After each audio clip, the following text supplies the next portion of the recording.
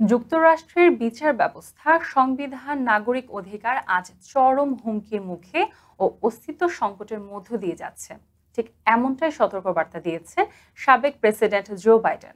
31শে জুলাই শিকাগোতে জাতীয় আইনজীবী সমিতির 100তম বার্ষিক সম্মেলনের বক্তৃতায় তিনি এসব কথা বলেন। 1 আগস্ট দ্য গার্ডিয়ানের এক প্রতিবেদনে এ তথ্য জানায়। বক্তৃতায় বাইডেন বলেন, আমরা এমন এক সময় অতিক্রম করছি যা 1960 সালের পর সবচেয়ে সংকটময়। আমাদের গণতন্ত্র ও ন্যায় বিচার ব্যবস্থা সরাসরি আক্রমণের শিকার।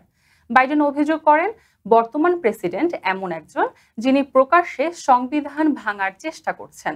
বিচারক, আইনজীবী এবং সংখ্যালঘুদের অধিকার আজ রাজনীতির চাপে বিপন্ন হয়ে পড়েছে। বাইডেনের মতে এই মুহূর্তে আইন প্রয়োগের চেয়ে বড় দায়িত্ব হলো মানবাধিকার ও সংবিধান রক্ষা করা। তিনি সতর্ক করেন, যুক্তরাষ্ট্রে এখন চলছে অন্ধকার দিন, যা দেশের ভবিষ্যতের জন্য এক বিপজ্জনক সংকেত।